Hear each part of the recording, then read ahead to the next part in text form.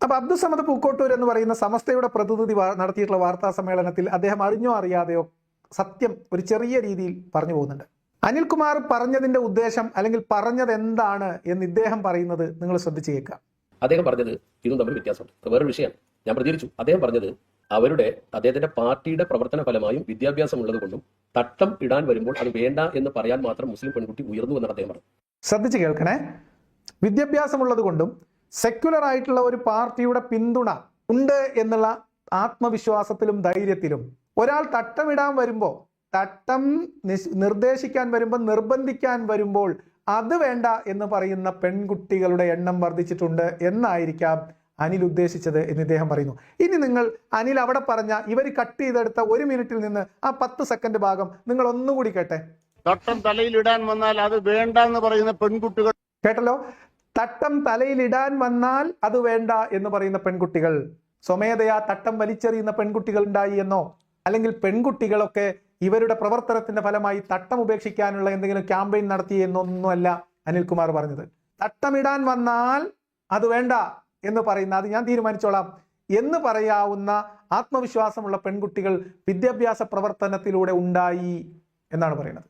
പിന്നെ അതിൽ അദ്ദേഹം മലപ്പുറം എന്ന് പറയുന്നതിലെ പൊളിറ്റിക്കൽ ഇൻകറക്ട്നെസ്, അതേപോലെ തന്നെ ഇതൊക്കെ CPM എന്തോ മാത്രം കൊട്ടയിൽ ചുമന്ന് കൊണ്ട് കൊട്ടിയതാണ് എന്നുള്ള ഒരു പാർട്ടിയുടെ ഒരു രാഷ്ട്രീയ പ്രവർത്തകൻ എന്ന രീതിയിലുള്ള അമിതമായിട്ടുള്ള അവകാശവാദം, ഇങ്ങനെ തുടങ്ങിയിട്ടുള്ള ചില ന്യൂനതകൾ അങ്ങ് മാറ്റിവെച്ചാൽ ആ പ്രസംഗത്തിൽ അദ്ദേഹം ഉദ്ദേശിച്ചത് വളരെ കൃത്യമായി മതത്തിന്റെ, സമുദായത്തിന്റെ ഭീഷണി, മതമൗലികവാദികളുടെ ഭീഷണി ഭയന്നുകൊണ്ട് മതത്തിന്റെ ചിഹ്നങ്ങൾ അതിന് കീഴ്പ്പെടുന്ന അല്ലെങ്കിൽ അത് വേണ്ട എന്ന് തീരുമാനിക്കുന്നിടത്ത് മതവും സമുദായവും കുടുംബവും പ്രഷർ ചെയ്തുകൊണ്ട് ഭീഷണിപ്പെടുത്തിയും പേടിപ്പിച്ചും അവരെ കൊണ്ട് അത് ധരിപ്പിക്കാൻ വന്നാൽ അത് വേണ്ട എന്ന് പറയാൻ ആർജവമുള്ള ആളുകൾ, വിദ്യാഭ്യാസത്തിന്റെ ഭാഗമായി കുട്ടികൾ സ്വതന്ത്രമായിട്ട് ജീവിക്കാനും നിലനിൽപ്പിനും ഒക്കെ കഴിയുന്ന പ്രാപ്തിയുള്ള പെൺകുട്ടികൾ ഉണ്ടായി വന്നപ്പോൾ എല്ലാ പ്രദേശങ്ങളിലും ഉണ്ടായി. ഇതാണ് ഇദ്ദേഹം പറഞ്ഞതിന്റെ ആശയം.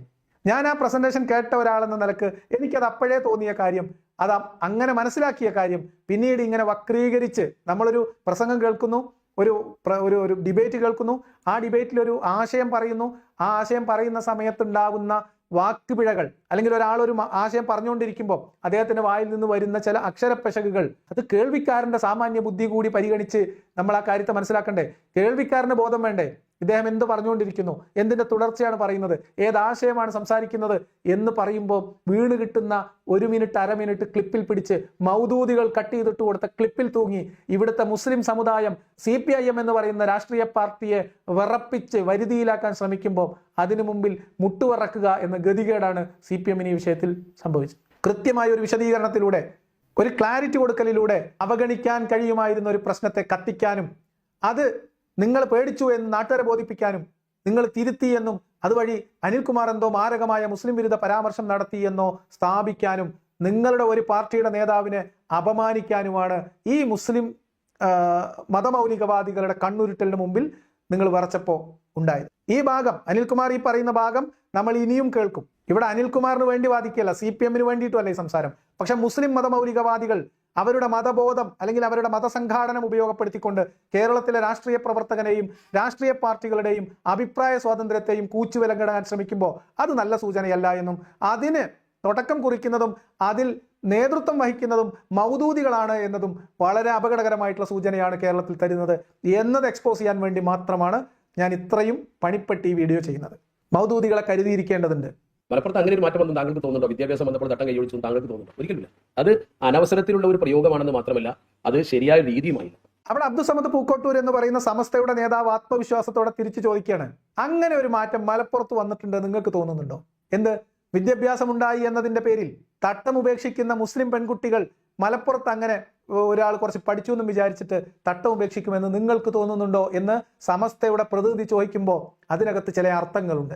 ആ അർത്ഥങ്ങളിലൂടെ ഇസ്ലാമിന്റെ സ്ത്രീ വിരുദ്ധതയിലേക്കാണ് നമ്മൾ ഇനി കടന്നു കയറുന്നത്. അതിന് ഖുർആനിൽ നിന്ന് തെളിവ് തരാൻ നമ്മുടെ കൂടെ ഹുസൈൻ സലഫി വരും. ഇത് ചെറിയ കളിയല്ല. ഞാൻ പറഞ്ഞത് സ്വാഭാവികമായി നമ്മുടെ സമൂഹത്തിൽ, ഏത് സമൂഹത്തിലും മതം താല്പര്യമില്ലാത്ത ആളുകളുണ്ട്. മുസ്ലിമായി ജനിച്ച ഒരു കുട്ടി ഇസ്ലാം മതം താല്പര്യമില്ലാതെ അയാൾ താന്തോന്നി പോലെ നടക്കുന്ന അവസ്ഥയുണ്ട്. അത് നിർമ്മാർജ്ജനം ചെയ്യേണ്ടത് മതപണ്ഡിതന്മാരുടെയും മതസംഘടനയുടെയും ബാധ്യതയാണ്. ശ്രദ്ധിച്ചു കേൾക്കണം. ഞങ്ങൾക്ക് ഇഷ്ടമുള്ള വസ്ത്രം ധരിക്കും എന്ന് പറഞ്ഞ് നടക്കുന്ന, മതം വേണ്ട, ദൈവം വേണ്ട, അതിന് ഞങ്ങൾ പ്രാധാന്യം കൊടുക്കുന്നില്ല എന്ന് പറയുന്ന ജനത എല്ലാ പ്രദേശത്തും എല്ലാ കാലത്തും ഉണ്ടാവും. അത്തരം ആളുകളെ അത് നിർമ്മാർജ്ജനം ചെയ്യാന്നാ പറഞ്ഞത്. മതവിരുദ്ധ ചിന്ത നിർമ്മാർജ്ജനം ചെയ്യുക എന്നതാണ് അദ്ദേഹം പറഞ്ഞത്. എന്താ നിർമ്മാർജ്ജനം ചെയ്യാന്ന് പറഞ്ഞാൽ? അത് നിർമ്മാർജ്ജനം ചെയ്യുന്ന പണിയാണ് മുസ്ലിം സംഘടനകളും മുസ്ലിം പണ്ഡിത നേതൃത്വവും സമസ്തയും ഉൾപ്പെടെ ചെയ്തുകൊണ്ടിരിക്കുന്നത്.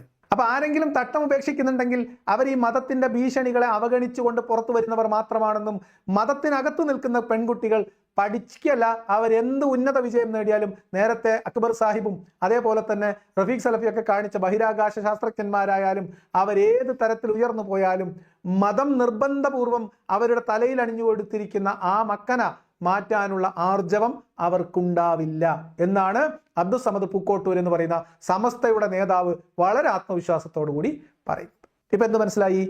ഈ മതം എങ്ങനെയാണ് മുസ്ലിം പെൺകുട്ടികളുടെ തലയിൽ തട്ടം ഇങ്ങനെ കാണുന്നത് എന്നും എങ്ങനെയാണ് ഒരു 25 വർഷം മുൻപില്ലാതിരുന്ന ഒരു സംസ്കാരം, ഒരു തട്ടത്തിന്റെ സംസ്കാരം, ഒരു മൂടുപടത്തിന്റെ സംസ്കാരം, ഒരു ബുർഖയുടെ സംസ്കാരം മുസ്ലിം പെൺകുട്ടികൾക്ക് അവരുടെ ചോയ്സാണ് എന്ന് പറഞ്ഞുകൊണ്ട് പരിഹാസ്യമായ വാദം ഉന്നയിച്ചുകൊണ്ട് അതിനെ പ്രതിരോധിക്കാൻ അത് മുസ്ലിം പെൺകുട്ടികളുടെ ചോയ്സാണ് എന്ന് പറഞ്ഞുകൊണ്ട് ന്യായീകരിക്കാനുള്ള അവസ്ഥയിലേക്ക് ഇതിന്റെ വ്യാപനമുണ്ടായത് എന്ന് ഇനി അബ്ദുസമദ് പൂക്കോട്ടൂർ പറഞ്ഞു തരും. ഖുർആനിൽ നിന്ന് നമുക്ക് ഹുസൈൻ സലഫി തെളിവും തരും. പോരെ നിങ്ങൾക്ക്? ഭരണഘടനയ്ക്ക് എതിരായി ഒന്നും സമസ്തയോ സുന്നിവല സംഘമോ സുന്നി വാല്യൂ ഫെഡറേഷനോ പറയുന്നില്ല. ഭരണഘടനയിൽ പറഞ്ഞ കാര്യങ്ങൾ എന്താണെങ്കിലും അതനുസരിച്ച് തന്നെ ഒരു മുസ്ലിമിന് ഇസ്ലാം മതം അനുസരിച്ച് ജീവിക്കാൻ കഴിയും. അവിടെ ഭരണഘടനയിൽ പറഞ്ഞ കാര്യങ്ങളിൽ നിന്ന് മുസ്ലിങ്ങൾക്ക് മുസ്ലിമായി തന്നെ ജീവിക്കാൻ ആവശ്യമാണ് എന്ന് തോന്നിയത് കൊണ്ടാണ് ബ്രിട്ടീഷ് ഗവൺമെന്റ് മുസ്ലിം പേഴ്സണൽ ലോ ഉണ്ടാക്കിയത്. പിതാവിന്റെ സ്വത്ത് എങ്ങനെ ഓഹരി വെക്കണമെന്ന് മുസ്ലിമിന് പ്രത്യേക നിയമമാണ്. ഒരു പെൺകുട്ടിക്ക് എത്ര സ്വത്ത് കൊടുക്കണമെന്ന് മുസ്ലിമിന് പ്രത്യേക നിയമമാണ്. അപ്പോൾ ആ പ്രത്യേക നിയമം അനുസരിച്ച് ഒരു പെൺകുട്ടിക്ക് ഭാഗിച്ചു കൊടുക്കുന്നതോട് ഇന്ത്യൻ നിയമത്തിനെതിരല്ല. ശ്രദ്ധിച്ച് കേൾക്കണം. ഭരണഘടനയ്ക്ക് വിരുദ്ധമായിട്ടൊന്നും ഞങ്ങൾ ചെയ്യണില്ല. ഭരണഘടനയുടെ പൊതുമൂല്യങ്ങൾക്ക് വിരുദ്ധമായ എന്തെങ്കിലും ഞങ്ങൾ എടുത്തിട്ടുണ്ടെങ്കിൽ അത് ഞങ്ങൾക്ക് ഭരണഘടന തന്നെ അനുവദിച്ചു തന്നിട്ടുള്ള ചില പ്രത്യേകമായിട്ടുള്ള പ്രിവിലേജ് ആണ്. അതുകൊണ്ട് തന്നെ ഞങ്ങൾ സ്ത്രീകളോട് കാണിക്കുന്ന ഈ സ്വത്തവകാശത്തിലുള്ള വിവേചനം ഭരണഘടനാപരമാണ്. അതുകൊണ്ട് ഇസ്ലാമിലുള്ള ഈ കാര്യങ്ങളൊന്നും ഭരണഘടനാ വിരുദ്ധമാണെന്ന് പറയാൻ പറ്റില്ല. ഇനി വസ്ത്ര സ്വാതന്ത്ര്യത്തിലേക്ക് വന്നാലോ? വസ്ത്ര സ്വാതന്ത്ര്യം എന്ന് പറഞ്ഞാൽ എന്താ? ഇസ്ലാമിലെ വസ്ത്ര സ്വാതന്ത്ര്യം എന്താണ് പറഞ്ഞുതരും. ഇപ്പോൾ സിബിഎം സെക്രട്ടറി പരസ്യമായി പറഞ്ഞു ആർക്കും ഏത് വസ്ത്രവും ധരിക്കാമെന്ന്. ഇസ്ലാമിന്റെ കാഴ്ചപ്പാട് അങ്ങനെയല്ല. ആർക്കും ഏത് വസ്ത്രവും ധരിക്കാൻ പറ്റില്ല. വസ്ത്ര സ്വാതന്ത്ര്യം എന്ന് പറയുന്നത് വ്യക്തി സ്വാതന്ത്ര്യത്തിന്റെ ഭാഗമാണെന്ന് പറയുമ്പോൾ ഞങ്ങൾക്ക് വ്യക്തി സ്വാതന്ത്ര്യത്തിന്റെ ഭാഗമാണെങ്കിലും മതപരമായ പരിധിക്കുള്ളിൽ നിന്നുകൊണ്ടേ പറ്റും. പച്ചയായ ഭരണഘടനാ വിരുദ്ധതയാണ് പറയുന്നത്. എന്താണ്? വ്യക്തി സ്വാതന്ത്ര്യമൊക്കെ ഭരണഘടനയിൽ ഉണ്ടാവും. പക്ഷേ ഞങ്ങൾക്ക് വിശ്വാസികൾക്ക് ഒരു വ്യക്തിയുടെ ഭരണഘടനാ അവകാശം അനുവദിച്ചു കൊടുക്കണമെങ്കിൽ പോലും അത് ഞങ്ങളുടെ മതത്തിന്റെ നിയമം അനുസരിച്ചേ പറ്റൂ. എന്താ പറഞ്ഞത്? ഇഷ്ടമുള്ള വസ്ത്രം ധരിക്കാമെന്ന സ്വാതന്ത്ര്യം ഒരുപക്ഷെ ഭരണഘടനാപരമായി വ്യക്തികൾക്കുണ്ടായിരിക്കാം. പക്ഷെ ഞങ്ങളുടെ അടുത്തേക്ക് വരുമ്പം അത് പറ്റൂല. ഹിജാബ് ധരിക്കാനുള്ള അവകാശം ഭരണഘടനാപരമായിട്ടുള്ള അവകാശമാണെന്നും അത് വ്യക്തി സ്വാതന്ത്ര്യമാണ് എന്നും പറഞ്ഞ് മുസ്ലിം പെൺകുട്ടികളുടെ തലയിൽ നിന്ന് കുറുവടി കൊണ്ടുവന്ന് ഭീഷണിപ്പെടുത്തി അല്ലെങ്കിൽ കുറുക്ക് വഴിയിലൂടെ നിയമമുണ്ടാക്കി മുസ്ലിം വിരുദ്ധത പടർത്താൻ നിയമം കൊണ്ടുവരുമ്പോൾ ഇവിടെ നമ്മൾ പൗരസ്വാതന്ത്ര്യവും വ്യക്തി സ്വാതന്ത്ര്യവും ഭരണഘടനയും ഉയർത്തിപ്പിടിച്ചുകൊണ്ട് അതവരുടെ വ്യക്തി അവകാശമാണെന്നും പൗരാവകാശമാണെന്നും ജനാധിപത്യ രാജ്യത്തിന്റെ ഭരണഘടന അവർക്ക് നൽകുന്ന അവകാശമാണെന്നും ഉറക്കെ പറഞ്ഞുകൊണ്ട് ഈ വിഭാഗത്തിന് വേണ്ടി മുറവിളി കൂട്ടുന്നവരോട് അവർ പറയാണ് ഞങ്ങൾക്ക് വേണ്ടി നിങ്ങൾ അങ്ങനെ പറഞ്ഞോ, പക്ഷെ ഞങ്ങളെ മതത്തിനകത്ത് വരുമ്പോൾ മുസ്ലിം പെൺകുട്ടികൾക്ക് അവർക്ക് ഇഷ്ടമുള്ള വസ്ത്രം ധരിക്കാനുള്ള സ്വാതന്ത്ര്യം ഇല്ലേ എന്ന് ചോദിച്ചാൽ ഇല്ല, അത് ഞങ്ങൾ മതം തീരുമാനിക്കും എന്ന് പറഞ്ഞാൽ മതത്തിന് വിരുദ്ധമായി വരുന്ന നിയമങ്ങളിൽ ഭരണഘടനയെ അംഗീകരിക്കാൻ ഞങ്ങൾ ഒരുക്കമല്ല എന്ന തുറന്ന പ്രഖ്യാപനം തന്നെയാണ്. ഒരു തരത്തിൽ മതത്തിന്റെ കീഴിൽ ജീവിക്കുന്ന മനുഷ്യർ സമാന്തരമായ ഒരു ഭരണത്തിന് കീഴിൽ കൂടിയാണ് സമസ്തയുൾപ്പെടെയുള്ള മതസംഘടനകൾ നടത്തുന്ന ഒരു സമാന്തര ഭരണ സംവിധാനം കേരളത്തിൽ ഇസ്ലാമിക കാര്യങ്ങളിൽ മുസ്ലിം സമൂഹത്തിന് മുകളിൽ ഉണ്ട് എന്നാണ് ഇദ്ദേഹം പറഞ്ഞു വെച്ചത്. ഒരാൾ അർദ്ധനഗ്നനായി നടക്കാൻ തീരുമാനിച്ചാൽ അത് ഇസ്ലാമിൽ നടപ്പില്ല. എന്നാൽ ഇസ്ലാം അംഗീകരിക്കാത്ത ഒരാൾക്ക് അങ്ങനെ ആകാം. ഒരു പെൺകുട്ടി എങ്ങനെ വസ്ത്രം ധരിക്കണമെന്ന് ഇസ്ലാം പറഞ്ഞിട്ടുണ്ട്. അത് പൊളിച്ചെഴുതിക്കൊണ്ട് അവൾക്ക് പോകാം. പക്ഷെ മതവിശ്വാസത്തിൽ കഴിയില്ല. എന്താണ് പറയുന്നത്? ഒരു മുസ്ലിം പെൺകുട്ടിക്ക് നിങ്ങൾ ആലോചിക്കണം, ഹിജാബ് ആയാലും ബുർഖയായാലും അത് അവരുടെ ചോയ്സ് ആണെന്നും അത് അവർ ഇഷ്ടമുണ്ടെങ്കിൽ ധരിക്കട്ടെ ഇഷ്ടമില്ലെങ്കിൽ ധരിക്കണ്ട എന്നും ലാ ഇക്റാഹ ഫിദ്ദീൻ എന്നും പറഞ്ഞ് TV ചർച്ചയിൽ വന്നിരുന്ന് ഗിർവാണം അടിച്ചിരുന്ന ആളുകൾ ഇപ്പൊ പറയാണ് ഒരു മുസ്ലിം പെൺകുട്ടിക്ക് തട്ടം ധരിക്കണ്ട എന്ന് തീരുമാനിച്ചാൽ, അവൾ ഫുൾ കൈ ഇടൂല ഹാഫ് കൈ ചുരിദാറേ ഇടുള്ളൂ എന്ന് തീരുമാനിച്ചാൽ അപ്പരിപാടിയൊന്നും ഇസ്ലാമിൽ നടക്കൂല.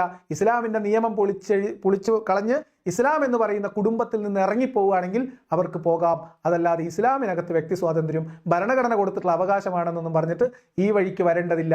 അത് ഞങ്ങളുടെ കൊക്കിൽ ജീവനുണ്ടെങ്കിൽ സമ്മതിക്കൂല എന്നാണ് ഇപ്പൊ പറഞ്ഞതിന്റെ അർത്ഥം. എങ്ങനെയോ?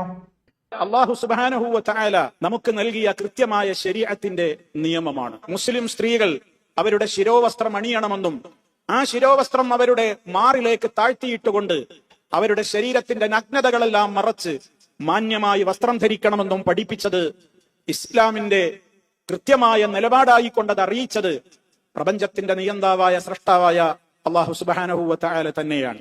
ഇനി നിങ്ങൾക്ക് പ്രമാണങ്ങളിൽ നിന്നുള്ള തെളിവാണ് സുഹൃത്തുക്കളെ, പ്രമാണങ്ങളിൽ നിന്നുള്ള തെളിവ്. ഇത് വെറുതെ കേവലം അബ്ദുസമദ് പൂക്കോട്ടൂർ പറയുന്നതല്ല. ഇത് കൃത്യമായിട്ട് ഹുസൈൻ സലഫി പറയുന്നത് എവിടെ നിന്ന് എടുത്തിട്ടാ? ഖുർആനിൽ നിന്ന് എടുത്തിട്ടാണ്. ഇസ്ലാം പറയുന്നത് പ്രകാരം തലയിൽ നിന്ന് മുഖത്തൂടെ മൂടിയിടുന്ന ബുർഖ എന്ന് പറയുന്ന വസ്ത്രം ധരിച്ചുകൊണ്ട് അത് മാത്രമാണ് മാന്യമായ വസ്ത്രമെന്നും അതല്ലാത്തതൊക്കെ മോശം വസ്ത്രമാണ് എന്നുള്ള സങ്കല്പമാണ് ഇസ്ലാമിനുള്ളത്. പർദ്ദ ഞങ്ങളുടെ ചോയ്സാണ് എന്ന് പറഞ്ഞിട്ട്, ബുർഖ ഞങ്ങളുടെ ചോയ്സാണ് എന്ന് പറഞ്ഞിട്ട് TV ചർച്ചകളിലൊക്കെ വന്ന് വലിയ വലിയ പ്രസംഗം നടത്തിയിരുന്ന തട്ടമിട്ട മുസ്ലിം യുവതികൾ ഇവിടെ നിന്ന് അങ്ങോട്ടുള്ള ഭാഗം ഒന്ന് ശ്രദ്ധിച്ച് കേൾക്കണം, നിങ്ങളുടെ പ്രതികരണം അറിയിക്കണം. അതുകൊണ്ട് ആ കൽപ്പന മാനിക്കുക എന്നുള്ളത് മുഴുവൻ വിശ്വാസികളായ മുസ്ലിമീങ്ങൾക്കും നിർബന്ധമാണ്. ഞാൻ എന്റെ പ്രിയപ്പെട്ട സഹോദരിമാരോട്, ആ സഹോദരിമാരുടെ ഉത്തരവാദിത്തങ്ങൾ വഹിച്ചുകൊണ്ടിരിക്കുന്ന, അവരുടെ സംരക്ഷണ ചുമതല ഏറ്റെടുത്തുകൊണ്ടിരിക്കുന്ന ഭർത്താക്കൾ, രക്ഷിതാക്കൾ, ആങ്ങളമാർ തുടങ്ങിയ എല്ലാവരോടും വളരെ വിനയത്തോടുകൂടെ പറയുകയാണ്, കണ്ട, ഇത് അള്ളാന്റെ കൽപ്പനയാണ്. പെണ്ണ് മൂടുപടം അണിയണം എന്നുള്ളത് അള്ളാന്റെ കൽപ്പനയാണ്. ആ കൽപ്പന ഇസ്ലാമിന് വേണ്ടി ഓർമ്മിപ്പിക്കുമ്പോ കേവലം സ്ത്രീകളോടല്ല ഹുസൈൻ സലഫി ഓർമ്മിപ്പിക്കുന്നത്. മുസ്ലിങ്ങൾ ശ്രദ്ധിച്ചു കേൾക്കണം. ചോയ്സും കൊണ്ട് നടക്കുന്ന ആൾക്കാർ ശ്രദ്ധിച്ചു കേൾക്കണം. ഇവിടെ വരണം, എന്നിട്ട് പറയണം. ഹുസൈൻ സലഫി ഓർമ്മിപ്പിക്കുകയാണ്. ഹുസൈൻ സലഫി ഓർമ്മിപ്പിക്കുന്നതല്ല, അള്ളാഹ് ഖുർആനിൽ പറയുന്നത് സ്ത്രീയുടെ വസ്ത്രം നിർണയിക്കുന്നത് പുരുഷനോടുള്ള കൽപ്പനയായിട്ടാണ്. നബിയെ പറയുക, നബിയെ പറയുക, നിങ്ങൾ നിങ്ങളുടെ ഭാര്യമാരോടും പുത്രിമാരോടും പിന്നെ ബന്ധുക്കളോടും സത്യവിശ്വാസികളായിട്ടുള്ള സ്ത്രീകളോടും അവരുടെ മൂടുപടങ്ങൾ, ശിരോവസ്ത്രങ്ങൾ മാറിടത്തിലേക്ക് താഴ്ത്തിയിടാൻ പറയുക. പുരുഷനോടാ കൽപ്പിക്കണേ. ആ പുരുഷനോടുള്ള കൽപ്പന ഇവിടെ ഹുസൈൻ സലഫി ആവർത്തിക്കുന്നത് എങ്ങനെയാ നിങ്ങൾ കേട്ടില്ലേ? സത്യവിശ്വാസികളായിട്ടുള്ള സ്ത്രീകളും അവരുടെ സംരക്ഷണ ചുമതലയുള്ള രക്ഷിതാക്കളായിട്ടുള്ള, അവരുടെ സംരക്ഷണ ചുമതലയുള്ള ഭർത്താക്കന്മാരും വാപ്പാരും ആങ്ങളാരും എന്നിത്യാദി പുരുഷര ജന്മങ്ങളാണ് സ്ത്രീയോട് ശിരോവസ്ത്രം ധരിക്കാൻ കൽപ്പിക്കേണ്ടതും നിർബന്ധിക്കേണ്ടതും ശീലിപ്പിക്കേണ്ടതും അനുസരിപ്പിക്കേണ്ടതും. എങ്ങനെയാണ് മുസ്ലിം പെൺകുട്ടികളുടെ തലയിൽ എത്ര പുരോഗമിച്ചാലും അല്ലെങ്കിൽ എത്ര പഠിച്ചാലും എത്ര വലിയ ഉന്നതമായ ജോലിയിലെത്തിയാലും ഈ ശിരോവസ്ത്രം അഴിക്കാൻ കൈവിറക്കുന്നതിന്റെ കാരണം? ശിരോവസ്ത്രം അഴിക്കണം എന്ന് നിർബന്ധം പറയല്ല, പക്ഷേ ശിരോവസ്ത്രം ധരിക്കണം എന്ന് നിർബന്ധം വ്യക്തി സ്വാതന്ത്ര്യത്തിന് മുകളിൽ കടന്നു കയറിയിട്ടുള്ള, അടിച്ചമർത്തിയിട്ടുള്ള നിർബന്ധിതമായ സാഹചര്യത്തിൽ കണ്ടീഷൻ ചെയ്തിട്ടാണ് ഓരോ മുസ്ലിം പെൺകുട്ടിയുടെയും തലയിൽ തട്ടം കയറുന്നത് എന്നത് പച്ചയായ യാഥാർത്ഥ്യമാണ്. ഇനി ഇത് ചോയ്സാണോ? ചോയ്സ് ആണെങ്കിൽ സലഫി പറയട്ടെ, ഹുസൈൻ സലഫി പറയട്ടെ. ഈ കൽപ്പനകൾ നമുക്ക് പ്രവർത്തിക്കുവാനുള്ളതാണ്. ആ കൽപ്പനകൾ മാനിച്ചില്ലെങ്കിലോ, നിഷിദ്ധമായ സംഗതി ആരെങ്കിലും ചെയ്യുന്നുവെങ്കിലോ, നബി സല്ലല്ലാഹു അലൈഹി വസല്ലമ പറഞ്ഞത് സർവ്വ സഹോദരിമാരും കൃത്യമായി തന്നെ മുഖവിലക്ക് എടുക്കണം. നരകാഗ്നിയുടെ ഏറ്റവും വലിയ രൂപത്തിലുള്ള ആ ഒരു ശിക്ഷയാണ് അവർക്ക് ഉണ്ടാവുക എന്നുള്ളത് നബി സല്ലല്ലാഹു അലൈഹി വസല്ലമ പറഞ്ഞിട്ടുണ്ട്. അതുകൊണ്ട് ഇത് അനുസരിക്കല്ലാതെ വേറെ മാർഗമില്ല. പുരുഷന്മാരെ സംബന്ധിച്ച് അവനോടുള്ള അള്ളാന്റെ കൽപ്പനയാണ് നിങ്ങളുടെ സ്ത്രീകൾ മൂടുപടമടിയണം എന്നുള്ളത്. അതുകൊണ്ട് പുരുഷന്റെ മതപരമായ ബാധ്യതയാണ് സ്ത്രീ ശിരോവസ്ത്രം ധരിക്കുന്നുണ്ട് എന്ന് ഉറപ്പുവരുത്തേണ്ടത് എന്ന് പറയുന്നിടത്ത് സ്ത്രീയുടെ തലയിലേക്ക് ഈ വസ്ത്രം കയറുന്നത് എത്രമേത്രം സ്ത്രീയുടെ ചോയ്സ് ആയിരിക്കും എന്ന് നിങ്ങൾ ആലോചിക്കാം. എന്നിട്ട് ഭർത്താവ് ഇങ്ങനെ നിർബന്ധിക്കുമ്പോൾ, വാപ്പ കണ്ടീഷൻ ചെയ്യുമ്പോൾ, ആങ്ങളെ ശകാരിക്കുമ്പോൾ, ചീത്ത പറയുമ്പോൾ അതിൽ വിഷമം തോന്നാതിരിക്കാൻ പരലോകത്ത് വരാനിരിക്കുന്ന വലിയ കൊടിയ ശിക്ഷ പറഞ്ഞു ഭീഷണിപ്പെടുത്തുകയാണ് സ്ത്രീകളെ. നിങ്ങൾ കേട്ടോളി. വസ്ത്രം ധരിച്ചിട്ടുള്ള നഗ്നകൾ എന്നാണ് ഹദീസിൽ വിശേഷിപ്പിച്ചത്. കൊഞ്ചി നടന്നും അതുപോലെ തന്നെ ചാഞ്ഞും ചരിഞ്ഞും മറ്റുള്ള വിധത്തിലൊക്കെയുള്ള ആ വേഷവിധാനങ്ങൾ അണിയുന്ന, അതെ, ഇസ്ലാം പറയുന്ന പർദ്ദ ധരിക്കാത്ത ആളുകളൊക്കെ ഒരുതരം എന്താ പറയാ ശരിയല്ലാത്ത രീതിയിൽ ജീവിക്കുന്ന സ്ത്രീകളാണ് എന്ന ആക്ഷേപം, ഇസ്ലാമിന്റെ മതവസ്ത്രം ഒഴികെയുള്ളതെല്ലാം മോശമായിട്ടുള്ള വസ്ത്രമാണ് എന്നും അത്തരം സ്ത്രീകളൊന്നും ശരിയല്ല എന്നുമാണ് ഈ വിദ്വാൻ ഇപ്പൊ ഇവിടെ പറഞ്ഞത്. ഇത് ഇസ്ലാമിന്റെ കാഴ്ചപ്പാടാണ്. അത്തരം ആളുകളെ കുറിച്ച് പ്രവാചകൻ പറഞ്ഞതാണ്, അവർ കത്തിജ്വലിക്കുന്ന നരകാഗ്നിയുടെ ആഴങ്ങളിലായിരിക്കും. മുസ്ലിം സ്ത്രീകളെ നിങ്ങൾ അത് ആലോചിക്കണേ. അതുകൊണ്ട് വാപ്പയും പിന്നെ ഭർത്താവും ആങ്ങളെയും ഒക്കെ ഹിജാബ് ധരിക്കാത്തതിന് വടിയെടുക്കുമ്പോൾ അതിൽ നിങ്ങൾ വിഷമിക്കരുത്, അതിൽ നിങ്ങൾ ബേജാറാകരുത്. ഇത് അള്ളാഹ് പറഞ്ഞുകൊണ്ട് അവർ ചെയ്യിപ്പിക്കുന്നതല്ലേ, അല്ലെങ്കിൽ നിങ്ങൾ തന്നെ നരകത്തിൽ പോയി കിടക്കേണ്ടി വരൂലേ? നിങ്ങളെ നരകത്തിൽ നിന്ന് രക്ഷിക്കാനല്ലേ വാപ്പയും ആങ്ങളെയും ഭർത്താവും ഒക്കെ നിങ്ങളെ കൊണ്ട് ഈ ബുർഖ ഇടിയിപ്പിക്കുന്നത് എന്നാണ് ഓർമ്മിപ്പിക്കാൻ. കേട്ടോളി. ആ സ്ത്രീകൾ സ്വർഗത്തിൽ പ്രവേശിക്കുകയില്ല. ആ സ്വർഗത്തിന്റെ പരിമളം പോലും എത്രയോ കാതങ്ങൾക്കകലെ പോലും ആസ്വദിക്കാവുന്നത്ര പരന്നൊഴുകുന്ന സുഗന്ധത്തിന് പോലും അവർ അവകാശികളാവുകയില്ല, അർഹരാവുകയില്ല. അത്രയും കടുത്ത ശിക്ഷയായിരിക്കുമെന്നുകൂടി അള്ളാഹുവിന്റെ റസൂൽ സല്ലല്ലാഹു അലൈഹി വസല്ലം പറഞ്ഞത് വിശ്വാസികൾ മുഖവിലക്കെടുത്തേ പറ്റൂ. എന്താ പറഞ്ഞേ? വാപ്പയും ഭർത്താവും വടിയെടുക്കും, പൊന്നാര പെങ്ങന്മാരെ, മുസ്ലിം പെൺകുട്ടികളെ, നിങ്ങൾ ഹിജാബ്, ബുർഖ തുടങ്ങിയിട്ടുള്ള കാര്യങ്ങളിൽ അവർ നിങ്ങളെ നിർബന്ധിക്കുന്നത് നാളെ മേലാക്കം നിങ്ങൾ നരകത്തിൽ കിടക്കാതിരിക്കാനാണ്. കാരണം നിങ്ങൾ കൃത്യമായി വസ്ത്രം ധരിക്കാതെ കൊഞ്ചിയും കുഴഞ്ഞും ചാഞ്ഞും ചെരിഞ്ഞും നടന്നാൽ നിങ്ങൾ നാളെ സ്വർഗത്തിൽ കിടക്കൂല, നരകത്തിൽ കിടക്കും എന്ന് മാത്രമല്ല സ്വർഗത്തിന്റെ പരിമളം പോലും നിങ്ങൾക്ക് ലഭിക്കൂല. ഇതൊക്കെ പറഞ്ഞ് ഇത്രയൊക്കെ കാര്യങ്ങൾ സ്ത്രീകളെ ബോധ്യപ്പെടുത്തി മതം പറഞ്ഞു കൊടുത്തു, ശിക്ഷ പറഞ്ഞു കൊടുത്തു. അത് പറഞ്ഞിട്ട് അതിനപ്പുറത്തേക്ക് വരാനിരിക്കുന്ന നരകത്തെക്കുറിച്ചും ഭയാനകതയൊക്കെ പറഞ്ഞു, സ്വർഗം പറഞ്ഞു. ഇതൊക്കെ പറഞ്ഞിട്ട് ഒരു മുസ്ലിം സ്ത്രീക്ക് തീരുമാനിക്കാൻ പറ്റുമോ അപ്പൊ അത് ഞാനും പഠിച്ചവനുള്ള കാര്യമല്ലേ, എന്നാ പിന്നെ ഞാനത് പിന്നെ നോക്കാം, അതെന്റെ ചോയ്സ് ആണ് എന്ന് പറയാനുള്ള അവകാശം മുസ്ലിം സ്ത്രീക്ക് വസ്ത്രകാര്യത്തിൽ ഉണ്ടോ എന്നുള്ളതാണ് ഇനി നമുക്ക് ഇദ്ദേഹത്തിൽ നിന്ന് അറിയാനുള്ളത്. എന്ത് കാര്യത്തിലും നാം റബ്ബിന്റെ കൽപ്പനകളെ മാനിക്കുക എന്നതായിരിക്കണം വിശ്വാസികളായ ഓരോരുത്തരുടെയും മനോഗതി. ഒരു സത്യവിശ്വാസിയായ പുരുഷനോ സ്ത്രീക്കോ പാടില്ല തന്നെ അള്ളാഹുവും അള്ളാഹുവിന്റെ റസൂലും ഒരു നിയമം നമുക്ക് കൽപ്പിച്ചു കഴിഞ്ഞാൽ, വിധിച്ചു കഴിഞ്ഞാൽ അതിൽ പിന്നെ ഇഷ്ടമുള്ളവർ ചെയ്യട്ടെ. എന്താ പറഞ്ഞത്? ഇതാണ് ഇസ്ലാമിന്റെ നിയമം, ഇത് ആണുങ്ങളോട് പറഞ്ഞിട്ടുണ്ട്, നിങ്ങളെ പെണ്ണുങ്ങളെ കുറിച്ച് ഇങ്ങനെ ഇതൊക്കെ നോക്കണം എന്നുള്ളത്. ഇത് ഇസ്ലാമിന്റെ നിയമമായിരിക്കെ അത് ഇഷ്ടമുള്ളവർ ധരിച്ചോട്ടെ, ഇഷ്ടമില്ലാത്തവർ ധരിക്കണ്ട എന്ന് പറയുന്ന നമ്മളൊക്കെ പറയുന്ന വ്യക്തി സ്വാതന്ത്ര്യത്തിന്റെയും ഭരണഘടനാവകാശത്തിന്റെയും പൗരാവകാശത്തിന്റെയും ലേബലൊട്ടിച്ച സ്വാതന്ത്ര്യം, വസ്ത്ര സ്വാതന്ത്ര്യം എന്ന ഒരു രീതിയിലല്ല ഇസ്ലാം സ്ത്രീകൾക്കുമേൽ പർദ്ദയും ബുർഖയും ഹിജാബും അടിച്ചേൽപ്പിക്കുന്നത്. അങ്ങനെ ഒരു ചോയ്സ് ഇസ്ലാമിലില്ല.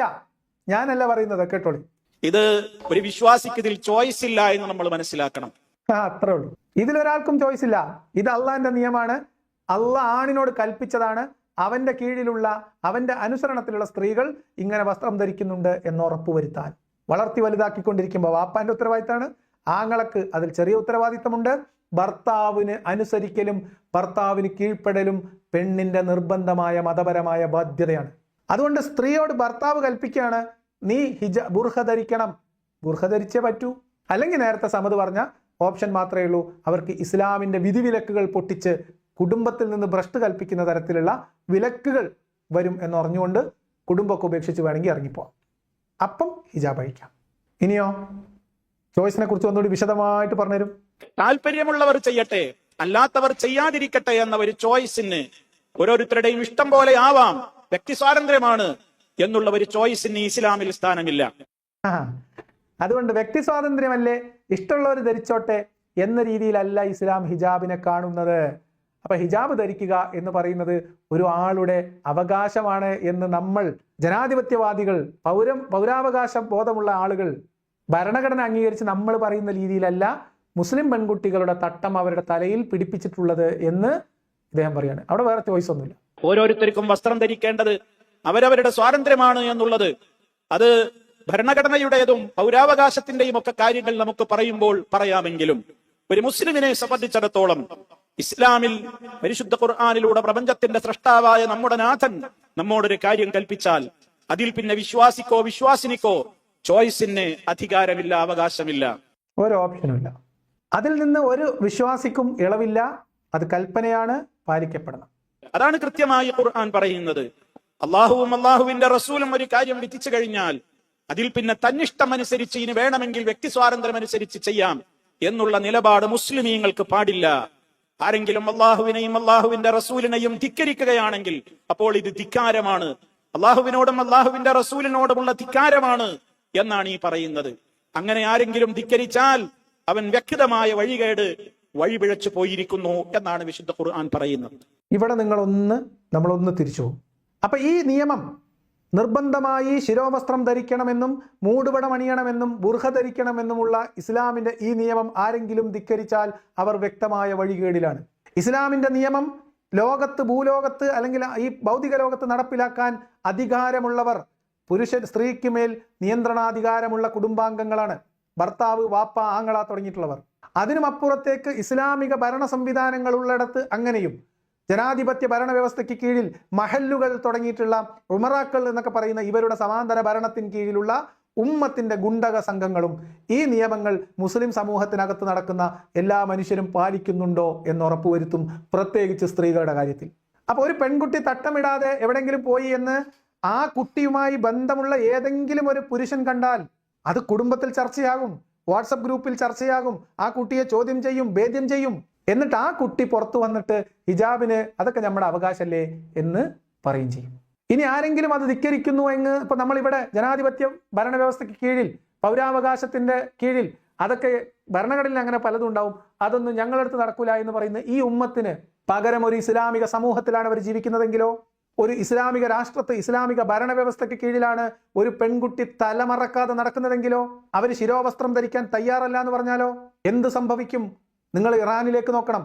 കഴിഞ്ഞ 3-4 വർഷങ്ങളായി നിരന്തരമായി അവിടെ നടന്നുകൊണ്ടിരിക്കുന്ന പ്രക്ഷോഭം, സ്ത്രീകളുടെ മേലുള്ള ഈ വസ്ത്രത്തെക്കുറിച്ചുള്ള നിഷ്കർഷ, നിർബന്ധപൂർവം അവരുടെ മുകളിൽ അടിച്ചേൽപ്പിക്കുന്ന ഈ മതത്തിന്റെ നിയമങ്ങൾ, അതിൽ പ്രതിഷേധിക്കുന്ന ജനത, വനിതകൾ, യുവതികൾ, ആ പ്രതിഷേധത്തിന്റെ ഭാഗമായി അല്ലെങ്കിൽ അവര് ഈ മതത്തിന്റെ നിയമം അംഗീകരിച്ചുകൊണ്ട് തന്നെ പൊതു ഇടങ്ങളിൽ ബുർഖ ധരിക്കണം എന്ന നിയമം അംഗീകരിച്ചുകൊണ്ട് പുറത്തിറങ്ങിയ വനിതക്ക് അവര് ധരിച്ച ബുർഖ, ഈ വസ്ത്രം അല്ല കേട്ടോ, അവര് അറസ്റ്റ് ചെയ്യപ്പെടുമ്പോൾ അവര് ധരിച്ച ഈ പറയപ്പെടുന്ന ഹിജാബിനകത്തുകൂടി ചില മുടിനാരിഴകൾ പുറത്തു കണ്ടു എന്നതിന്റെ പേരിൽ, ശരിയാവണ്ണം ഹിജാബ് ധരിക്കാത്തതിന്റെ പേരിൽ വലിച്ചിഴക്കുകയും മർദ്ദിക്കുകയും അറസ്റ്റ് ചെയ്യുകയും എന്നിട്ട് ഇവരുടെ മതനിയമം അനുസരിച്ച് ജയിലിലടക്കപ്പെടുകയും ചെയ്ത ഒരു മുസ്ലിം പെൺകുട്ടിയുടെ പേരാണ് മെഹ്സ അമീനി. നിങ്ങൾ ഇറാനിലേക്ക് നോക്കണം, നിങ്ങൾ അഫ്ഗാനിസ്ഥാനിലേക്ക് നോക്കണം. അഫ്ഗാനിസ്ഥാനിലെ പെൺകുട്ടികൾക്ക് അവിടെ ജനാധിപത്യ സർക്കാർ ഉണ്ടായിരുന്ന സമയത്തുണ്ടായിരുന്ന അവകാശങ്ങൾ ഓരോന്നോരോന്നായിട്ട് എടുത്തു കളഞ്ഞു. അവർ കോളേജുകളിൽ പഠിക്കാൻ പോവേണ്ടതില്ല, ജോലിക്ക് പോവേണ്ടതില്ല, അവർ ബ്യൂട്ടി പാർലറുകളിൽ പോവേണ്ടതില്ല. അത്തരം സംവിധാനങ്ങളൊക്കെ നശിപ്പിച്ചു കളഞ്ഞു. പെൺകുട്ടികൾ പ്രസവിക്കുക, വീടിനകം നോക്കുക, ഭർത്താവിന്റെ സുഖാസ്വാദനത്തിന് വേണ്ട സൗകര്യം ചെയ്തു കൊടുക്കുക എന്ന മതപരമായ കടമ മാത്രം നിർവഹിച്ചാൽ മതി എന്ന് നിയമമിറക്കുന്ന താലിബാൻ പോലെയുള്ള ഭീകരവാദികളുടെ ഇന്ത്യയിലെ ജനാധിപത്യ വേർഷൻ മാത്രമാണ് ഇപ്പോൾ ഈ കുത്തിത്തിരിപ്പുമായിട്ട് ഇറങ്ങിയിട്ടുള്ള മൗദൂദികൾ എന്ന് മനസ്സിലാക്കണം. അവരുടെ മറ്റൊരു സോഫ്റ്റ് വേർഷനാണ് ഈ ഹുസൈൻ സലഫിയോ ഉൾപ്പെടെയുള്ള വഹാബികൾ എന്ന് നമ്മൾ മനസ്സിലാക്കണം.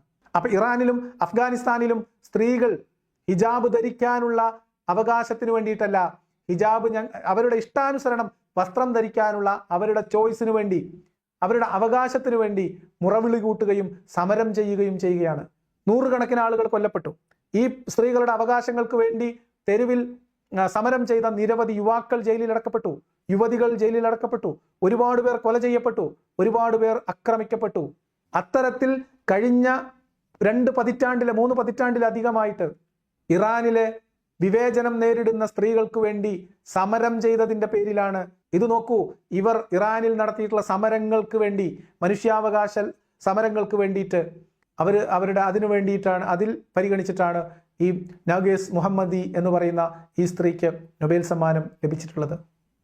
ആരാണ്, ഇവരെന്തിനു വേണ്ടിയാണ് ഈ സമ്മാനം ലഭിച്ചത് എന്നത് നമുക്ക് മറ്റൊരു ഭാഗത്ത് കാണാം. ആരാണ് ഈ നൊബേൽ സമ്മാനം ലഭിച്ച ഈ സ്ത്രീ അല്ലെങ്കിൽ യുവതി നമുക്ക് നോക്കാം. ഇവർ വളരെ കൃത്യമായി ഇറാനിൽ ഞാൻ നേരത്തെ പറഞ്ഞതുപോലെ ഈ തരത്തിൽ നടക്കുന്ന സ്ത്രീകൾക്കുമേലുള്ള അതിക്രമത്തിന്റെ സിസ്റ്റമാറ്റിക് ഡിസ്ക്രിമിനേഷൻ, ഒപ്രഷൻ, ഇതൊക്കെ സ്ത്രീകൾ അവിടെ അനുഭവിക്കുന്നുണ്ട്. അതിനെതിരെയുള്ള പോരാട്ടങ്ങൾ, അതിൽ ഈ മെഹ്സ അമീനിയുടെ കേസൊക്കെ, അതിനുശേഷം ഉണ്ടായിട്ടുള്ള തുടർ സമരങ്ങൾ, അതിലൊക്കെ ഇവർ നടത്തിയിട്ടുള്ള ചെറുത്തുനിൽപ്പുകൾക്ക്, പോരാട്ടങ്ങൾക്ക് വേണ്ടിയിട്ടാണ്, അതിനെ പരിഗണിച്ചിട്ടാണ് ഇവർക്ക് നൊബേൽ സമ്മാനം കൊടുത്തിട്ടുള്ളത്. നിങ്ങൾ നോക്കൂ, ഈ പറയപ്പെടുന്ന നഗീസ് മുഹമ്മദ് എന്ന് പറയുന്ന ഈ യുവതി 13 തവണ അറസ്റ്റ് ചെയ്യപ്പെട്ടിട്ടുണ്ട്, ജയിലിലടക്കപ്പെട്ടിട്ടുണ്ട്. 51-കാരിയായിട്ടുള്ള ഈ യുവതി 31 വർഷത്തോളം ജയിൽവാസം അനുഭവിച്ചിട്ടുണ്ട്. എന്തിന്റെ പേരിൽ?